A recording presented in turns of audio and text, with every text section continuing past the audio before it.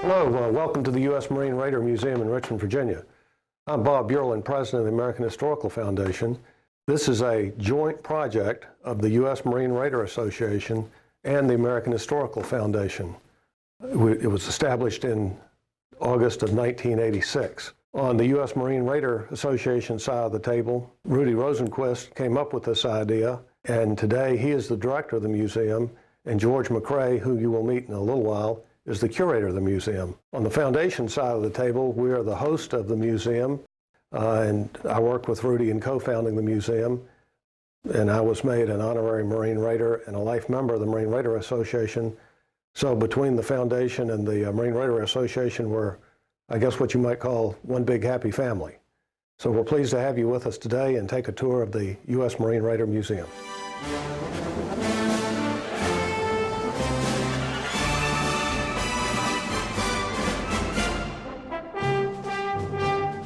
Several showcases in the museum are devoted to the famous Makin Island raid, about which the movie Gung Ho, starring Randolph Scott, was made in 1943. Makin raid took place in mid-August of 1942, and it was the first long-distance raid of World War II. The raiders being inserted by rubber boats from the submarines Argonaut and Nautilus. Those two subs were World War I submarines that were converted to troop transport subs. The uniform on the raid was, camouflage uniforms hadn't been developed by then at that time, so the raiders wore khaki uniforms dyed black, similar to what we see right here, with rubber-soled tennis shoes so they wouldn't slip on the decks of the submarines. As you can see, they painted their web gear black. They made burlap helmet covers to break up the outline of the helmet at night. It was the first rubber boat raid, and while they had practiced rubber boat raids, the technique never really got perfected. They had difficulty because there was the swells were quite high that night of the raid, and they had to throw the outboard motors down into the rubber boats, and they had difficulty getting their gear aboard. Later, as we'll show, they developed different techniques for entering the rubber boats that worked a lot more successfully.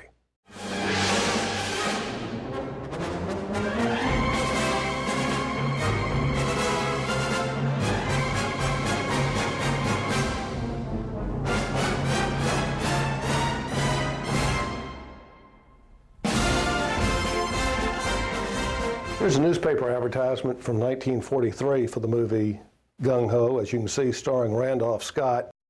And Randolph Scott was the John Wayne of that era. He later starred in a number of westerns. Here we have Lieutenant Colonel Evans Fordyce Carlson, the commanding officer of Carlson's Raiders, which was the 2nd Raider Battalion, with his executive officer, Major Jimmy Roosevelt, yes, the son of President Roosevelt, planning the Makin Island raid using the state-of-the-art maps of the Pacific of early days of World War II, National Geographic Society maps. Here they are again. as the headline says, Jimmy, talking about Jimmy Roosevelt, Jimmy gets all set for raid on Japs.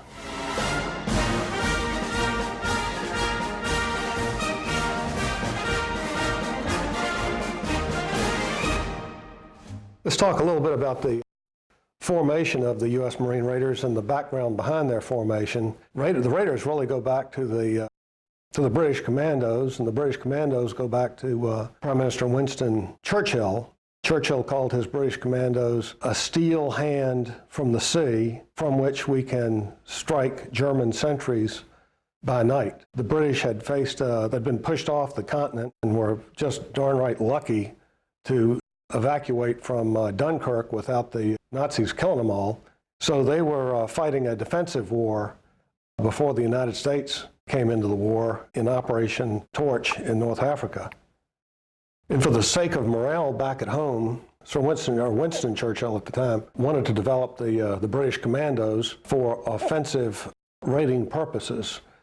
He knew the British forces didn't stand a chance of a successful landing on Hitler's Fortress Europe, on the continent of Europe, but he knew that he could boost morale at home if he developed this hand-picked group of British commandos to conduct raids up and down the coast and keep the German forces tied up there, because the Germans would never know where the next raid would hit. So they conducted a number of raids. One was on the submarine pens at, I believe it was St. Nazaire.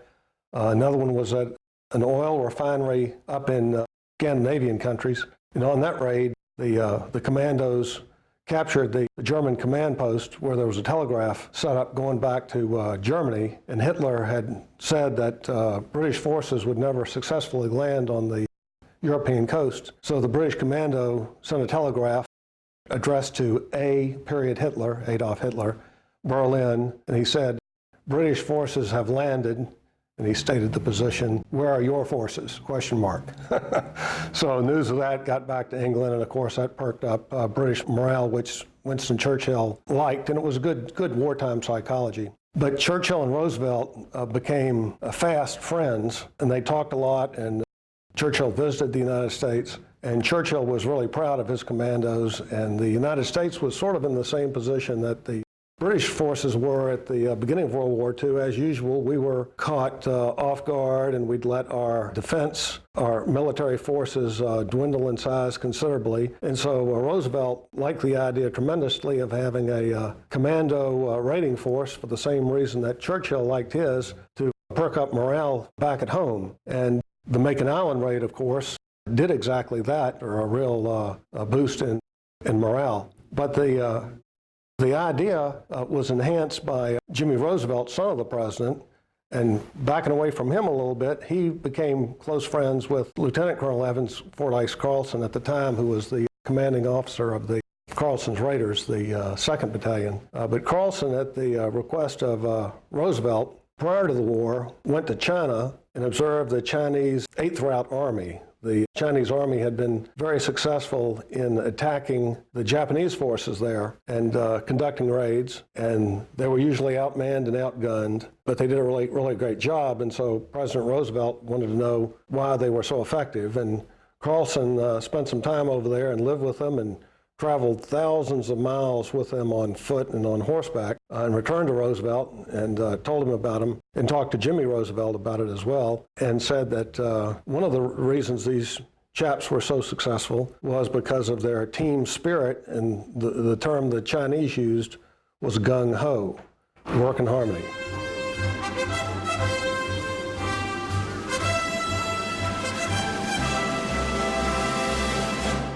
The term gung-ho was not part of the English vernacular back then in the early 1940s. Today, most Americans know the term gung-ho, and if you look it up in the dictionary, it's a slightly deprecating term. It means enthusiastic, but a little bit too much to the extreme. But back then, gung-ho meant work in harmony, work together, sort of team spirit, esprit de corps. And when Carlson formed the Carlson's Raiders, he made the motto of Carlson's Raiders, gung-ho. And they would hold gung-ho meetings where they would discuss the patrol or the raid they were about to embark upon, and Carlson was a very collegial sort of leader. He would get input from the Marines, and after a raid or a patrol or mission, they would review that action, and he would get feedback from them about how they could improve future actions. So he really meant to work in harmony and work together, and the term gung-ho became very well known in the early 1940s, particularly when the movie was made in 1943, entitled Gung-Ho, starring Randolph Scott.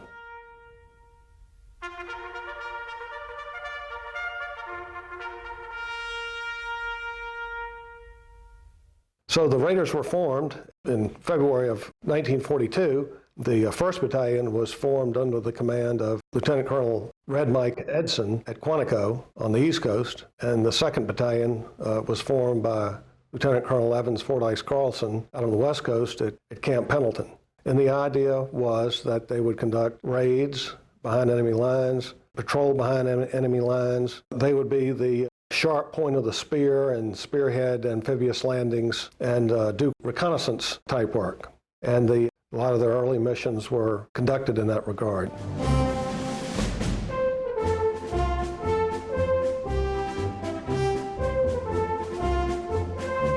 As for the overall success of the Raiders, their history speaks for itself, particularly in terms of the number of awards for valor that they won, either as Raiders or after the Raiders were disbanded when they became infantry troops in other Marine Corps outfits. The Raiders won about 7% of the Medals of Honor awarded to all Marines in the Pacific in World War II, but they only represented about 1.5% of all the Marines.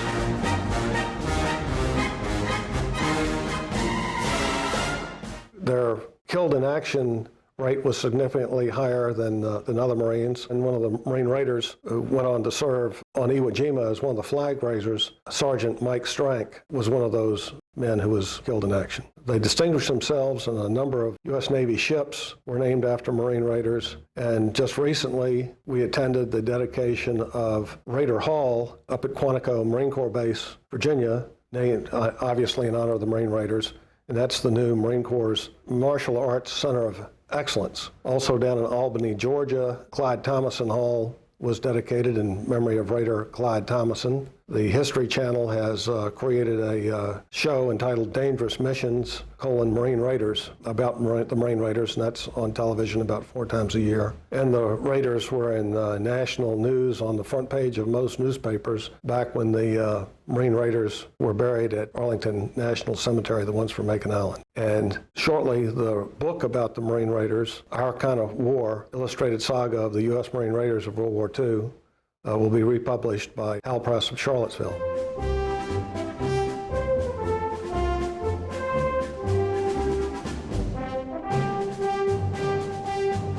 Lieutenant Colonel Merritt Edson was known as Red Mike Edson, and he was commanding officer of the 1st Raider Battalion. He retired as a major general, and after the war went on to become the president of the National Rifle Association.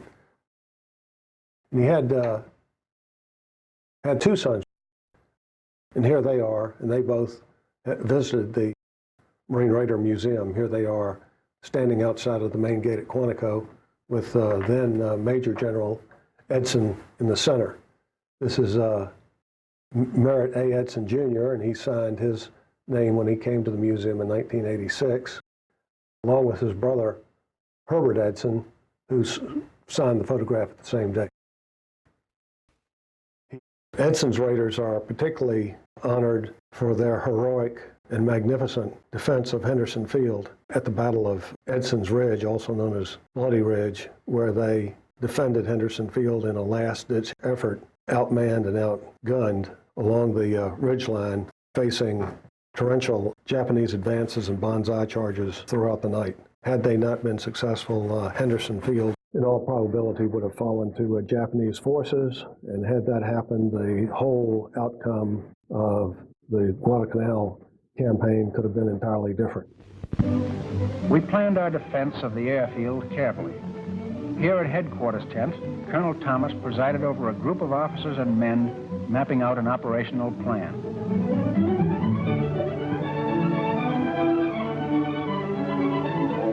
Meanwhile, jeeps, command cars, and Marine working parties headed down the jungle road and marched over the engineers' bridge, built by our own men.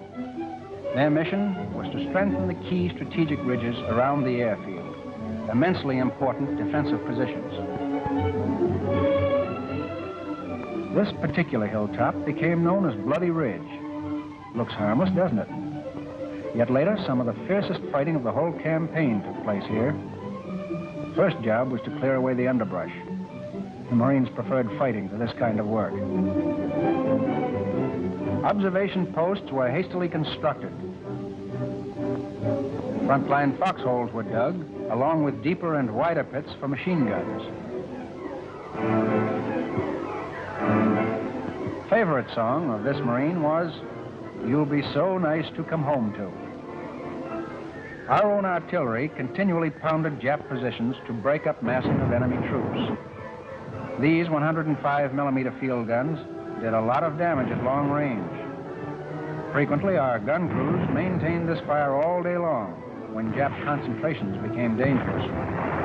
American gun batteries proved far more accurate than the Japs. Expecting to be tortured, Japs were amazed to be given humane first aid treatment. But compared to Jap dead, prisoners were few and far between. Thousands of Japs were killed in the savage fighting on Guadalcanal. As many as 800 died in a single night's engagement. Yet, as General Vandegrift wrote home, even though we lose only one man to the Japs' 10, that is still too high a ratio. They are such fine men, these boys of mine. They are doing their job in the best Marine tradition, and I could add nothing to it. Enemy equipment, many a Marine brought back his own personal souvenir. Corporal Barney Ross, later promoted to sergeant, received a captured Jap flag right on the field of battle. When he visited Guadalcanal, Admiral Nimitz, chief of the Pacific Fleet, decorated a few of the many heroes.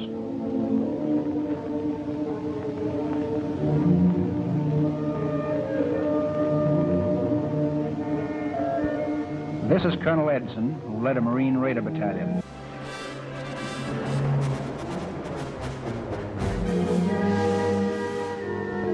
In March, the entire 1st Marine Division was cited by President Roosevelt.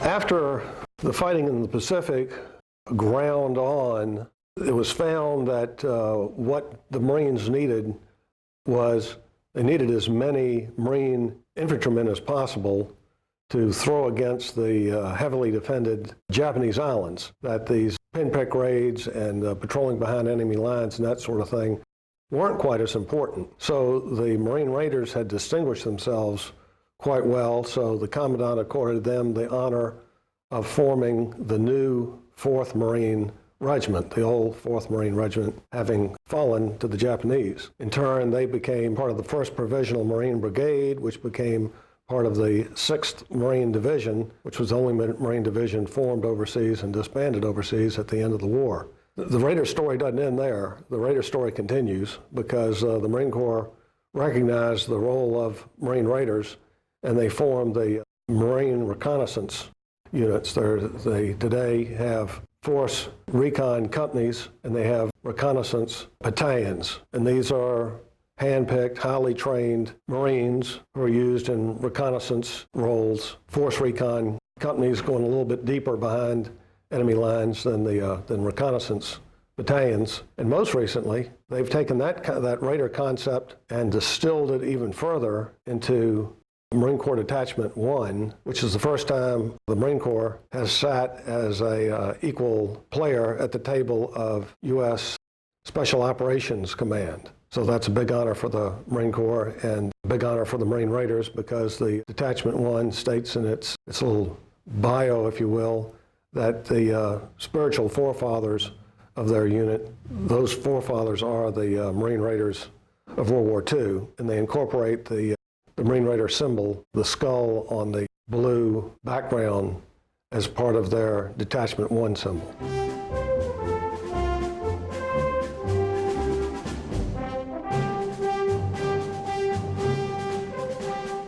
Good afternoon. My name is George McRae.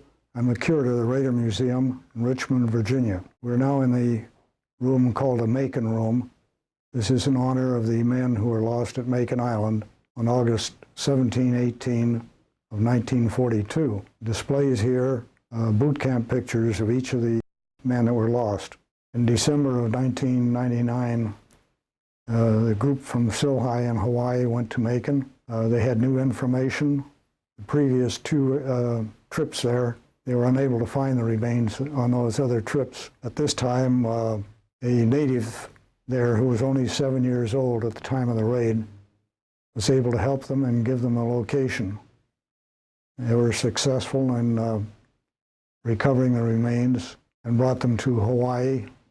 This is the pictures of the 19 raiders whose remains were recovered in December of 1999 at Macon, brought back to Hawaii, to Silhai, the Army Identification Lab at Hickam Field. From medical records and dental records and their capability there, they identified every one of these people. Some of them were buried at their family plots in their own cities. 13 of them were buried at Arlington Cemetery. The pen and ink sketch in the center was given to the museum by Karen Carlson Loving, the granddaughter of Colonel Carlson, who was very active in the Raider Association. Cloth behind the pictures is tapa cloth, and this came from Samoa. This is an M1 rifle that was recovered at the same time the other remains were at Macon in 1999. I received a call from Gunny Sergeant Dan Joy in Kaneohe, Hawaii. Asked us if we wanted a M1 rifle that was dug up at the burial site, and of course I said yes. And it was shipped to us by UPS. It was still wet. It's encrusted with coral. The stock is almost all rotted away. We were unable to determine the serial number because it's rusted off in the salt water. The model seen here is a model of a Japanese flying boat, which was being shot down in the lagoon at Macon Island by using a Boys 55 caliber anti-tank gun. Aboard were replacement Japanese who perished in the landing. This is a copy of the original battle map for the raid on Macon. It was not identified by name. In case anything happened on the way there, it would give information to the enemy. This is a copy of the original, which is behind it in this display. It's too brittle to be able to be seen or read. All right. The photograph here is Sergeant Clyde Thomason, who was the first enlisted man to win the Medal of Honor in World War II. The plaque you see here is the first plaque that was put at Kwajalein in honor of the 9 men beheaded there by the Japanese.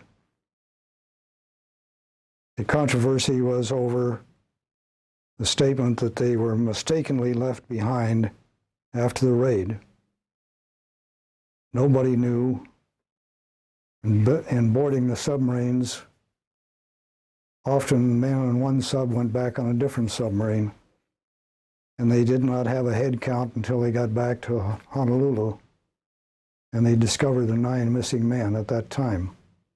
Evans Carlson said if he knew anybody was left behind on the island, he would not have left on the submarine, but would have returned to the beach. A new plaque was put up, and in November of 2003, 22 raiders embarked for a trip back to Kwajalein, where we spent 5 days as guests of the Army at the Ronald Reagan missile test facilities. The people in Kwajalein today still see the bunkers and rusted cannon of the defenders of Kwajalein. We were flown up to Roy Namur Island, which was taken by the 4th Marine Regiment. At the same time, the Army took the island of Kwajalein. The Makin Island mission of 17-18 August 1942 had 4 objectives. One was to confuse Japanese plans to reinforce Guadalcanal. Next was to divert reinforcements to the aid of the forces on Makin. Third was destroy personnel and installations and seize any valuable intelligence. The number of people on the raid were 222. The evaluations of lessons learned about the Makin raid: one was bolt action and single-shot weapons are outdated.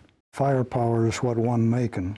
Automatic weapons such as BAR Browning automatic rifle, M1 Garand, Thompson submachine gun, and the .30 caliber light machine guns were priceless.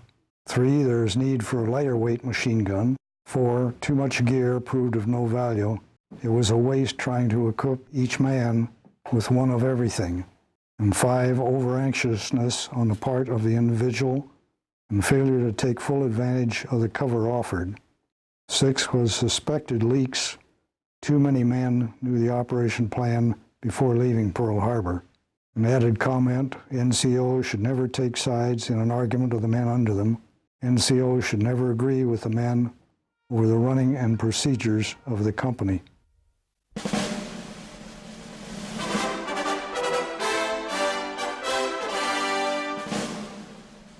Here we are at the Makin Island Raid Showcase. The main object in here is the large, rather unusual Japanese flag. It's unusual in that it's the rising sun flag, but it also has a red horizontal stripe across the bottom of it. And that indicates that it was a Vice Admiral's flag, which means Vice Admiral Abe was the commanding admiral of this part of the Pacific, so it means that flag represented his command. This flag was brought back from the Makin Island raid, and it is one of the first captured Japanese flags of World War II, quite possibly the first captured flag of the war that can be documented with a specific date. Also, we have the World War I grenade vest worn on the chest, filled typically with grenades. But what some of the raiders did, and what we've done here, is they also used some of the pouches for the 8-round end-block clips of .30-06 ammunition for their rifles, the M1 Garands, and also the ammunition for their .03 Springfields.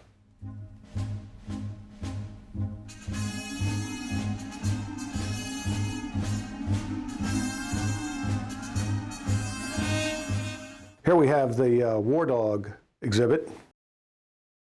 The War Dogs were actually volunteers to the Marine Corps. The owners of the dogs loaned them, so to speak, to the Marine Corps. The Marine Corps didn't buy them, and people all across the country volunteered their dogs for service. The Marine Corps found that the German Shepherds and the Doberman Pinschers were the, I think, probably the smartest dogs and did the best job. The Dobermans they found were a little high-strung and sometimes got shell-shocked, and sometimes that was a problem.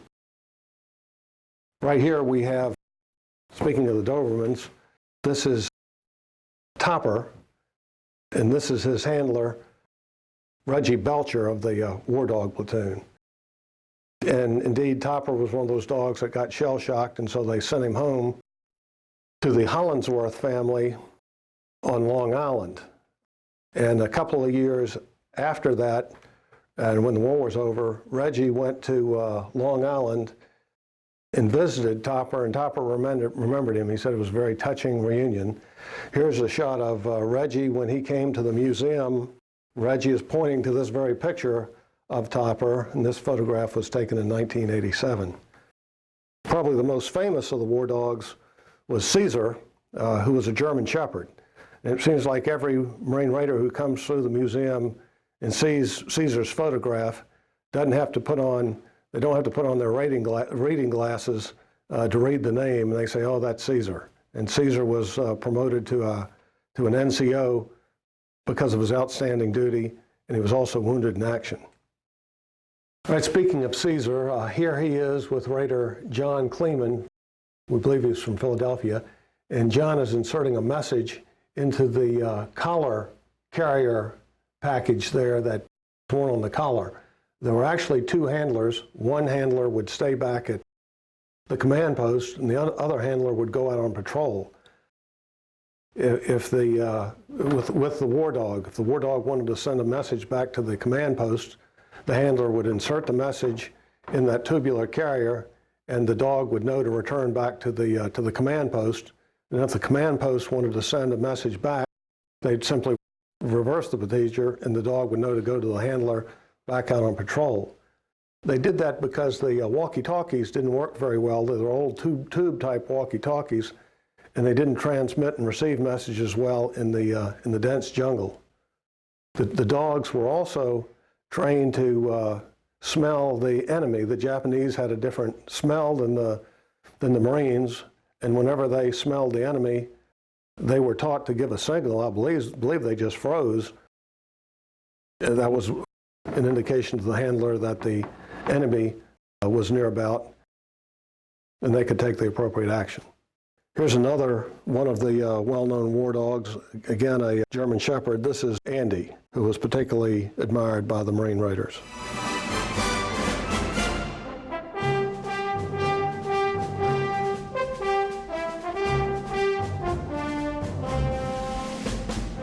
In the early days of the formation of the Marine Raiders, a group of raiders from the East Coast, Edson's Raiders, and a group of raiders from the West Coast, Carlson's Raiders, were sent to Achnacarry, Scotland, to train with the British Commandos. And one of the things that impressed them was the fighting knife that the British Commandos used, the Fairbairn Sykes fighting knife, which was a deadly double-edged weapon primarily for killing. It wasn't a general purpose camp knife for peeling potatoes or whittling tent pegs. It was a fighting knife for dispatching sentries with ease. So when the Marine Raiders came back to the United States, they said, gee, we like that British Fairbairn Sykes fighting knife.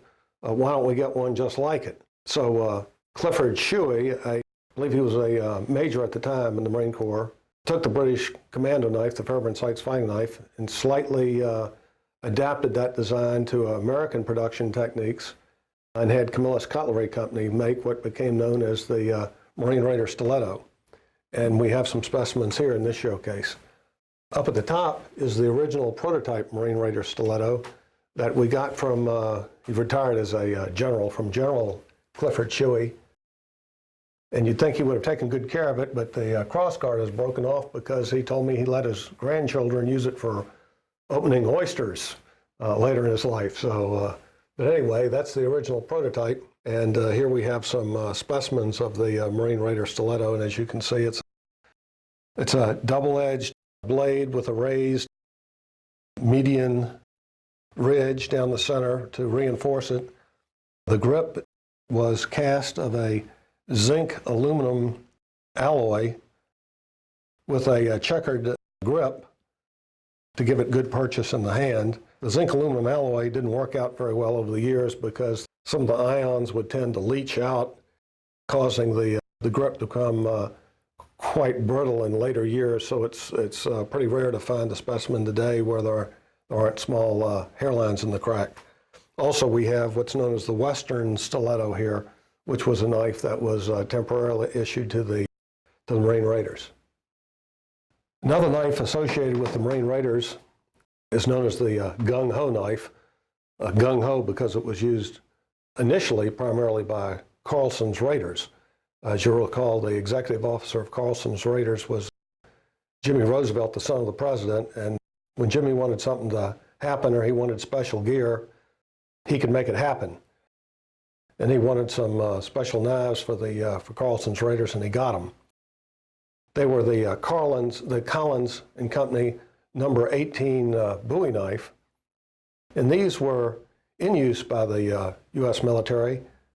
The Army Air Corps and the U.S. Navy packed one of these in the seat pack bailout kits, particularly for the flyers over the Pacific, where they might encounter dense jungles and need almost a machete, if you would, for hacking their way through the jungle, but a good general purpose knife. So Jimmy Roosevelt put the word out, and he got, I believe it was 1,000 of these. Most of them had the, but not all of them, I believe. Most of them had the green cow horn handle, but some of them had the black Bakelite plastic grip, rather large Bowie knife. And here we have various specimens. They were individually numbered on the blade shoulder with what appears to be what we'd call today a vibrograph engraving tool, and they had a serial number engraved on them. We believe those numbers ran from 1 to 1,000.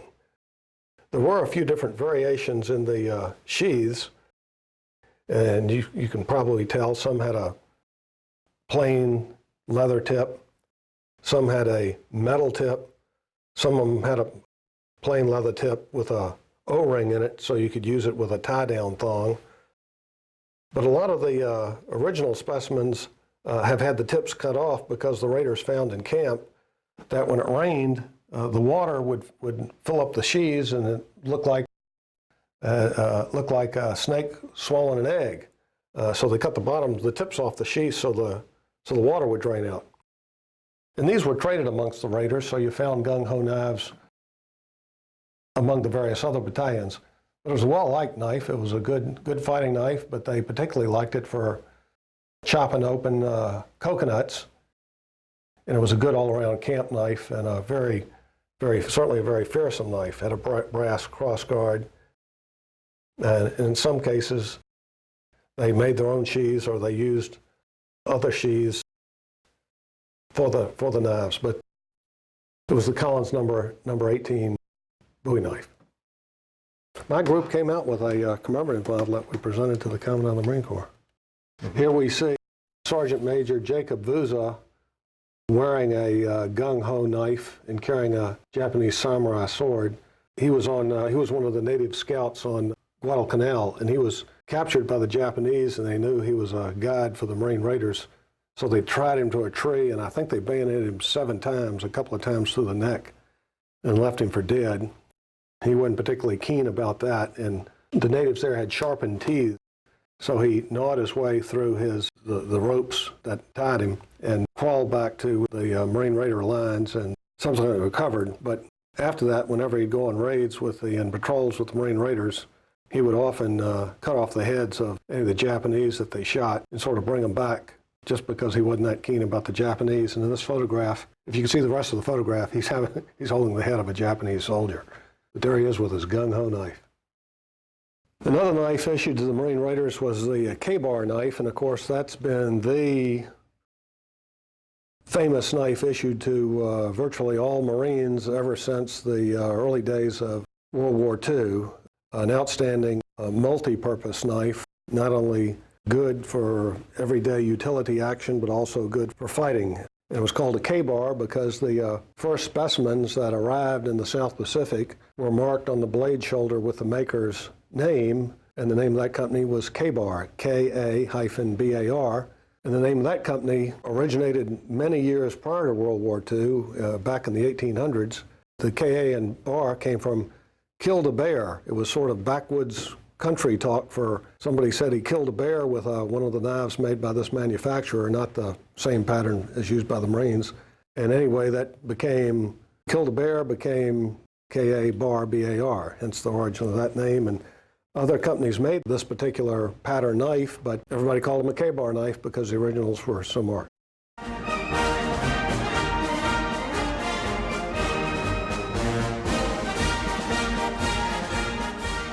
Here we see some of the native scouts, along with the Australian coast watcher, Martin Clemens, who he attended a Raider reunion 5 years ago, and I had the pleasure of meeting him.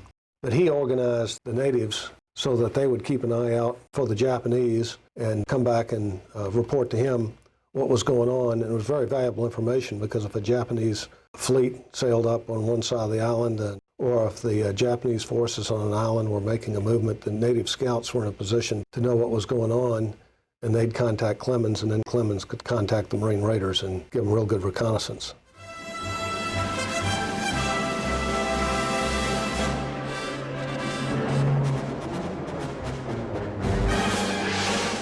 Raiders fought hard, but they also played hard, and I've heard as many funny stories about the Raiders as I have stories of their valor. One of the many funny stories about Father Paul Redmond. Paul Redmond was about 15 to 20 years older than most of the Raiders, and so he really was like a father to them, but he was just a real regular guy. And I had the pleasure of meeting him. I knew him for a couple of years before he passed away, but he was a real character and a real regular guy. And on one of the Pacific Islands, he put the word out to his Marine Raiders. He always called them boys. He said, to my boys. He's put the word out to his boys that it certainly would be nice to have a piano there on the island for his Sunday services. And so the Raiders remembered that there was a piano on board one of the transport ships. So they went aboard, and Frank Canestrati, the Raider photographer, as I recall, had some photographs that he had taken of native women scantily clad. And he bribed some of the sailors on the ship to go to the rear of the ship while the Raiders got a loading net and lowered the piano overboard. And they took it to the island, and Father Redmond set it up at the head of his little makeshift church where he had some pews. And he covered the piano with a large cloth, and that formed the altar, and he put the Christian cross symbol on top of the altar. Well, one of the officers from the ship was given the mission of finding the piano, and he figured the Marine Raiders had stolen it because the Raiders had a reputation for stealing things. And so he went to Father Paul Redmond in his church, and he was all excited, and Father Redmond said, well, sit down, my son, sit down. And he sat down on the first pew right in front of the altar. He said, Father Redmond said, what's the problem, son? And the naval officer explained that the piano had been stolen, and he suspected the Marine Raiders. And so Father Redmond said, calm down, calm down. I'm sure my boys didn't do that, but I'll look into the matter, and I'll certainly try and find the piano and try and have it returned to you. So the naval officer went back to the ship, and through circuitous routes, they arranged to get the piano returned to the ship. But Father Redmond had a lot of stories to tell, and the Raiders had a lot of stories to tell about him.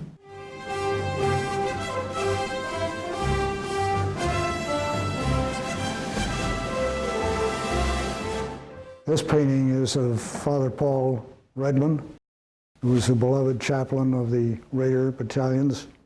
Below are all the medals he's received during his career. Father Redmond passed away when he was 91. And Father Redmond went into combat with the Raiders.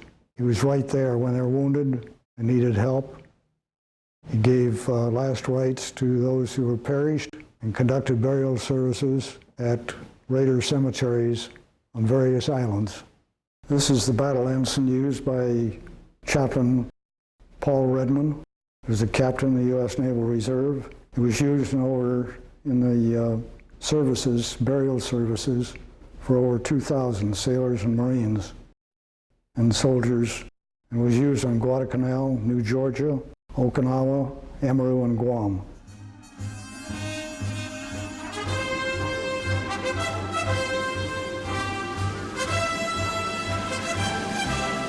Lieutenant Colonel Evans Carlson was a very collegial leader, and it's not surprising at all to learn that he had a similar executive officer who was Jimmy Roosevelt. Everybody liked Jimmy, as they called him, and I had the pleasure of meeting him in the mid-1980s before he died, and he said, just call me Jimmy.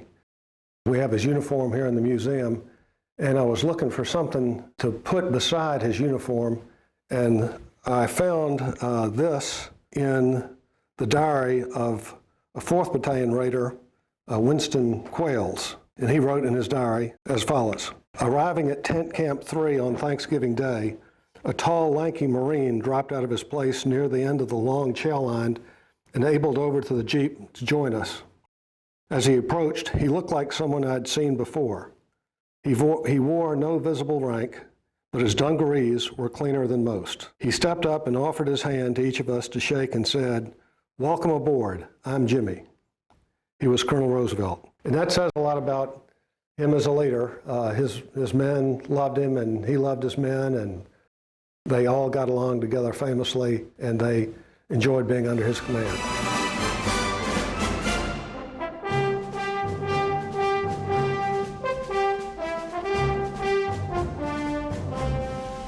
This is the Marine Memorial Doors at the Raider Museum. It lists all of the names and units of every man who served in the Marine Raiders in World War II. These panels, and there are 12 of them, were made at the request of Earl Davis, a Raider, who left money in his will to create these Raider doors. Inside is a picture of Earl Davis, his Purple Heart, and a small flag. This small flag is Father Redmond's personal flag.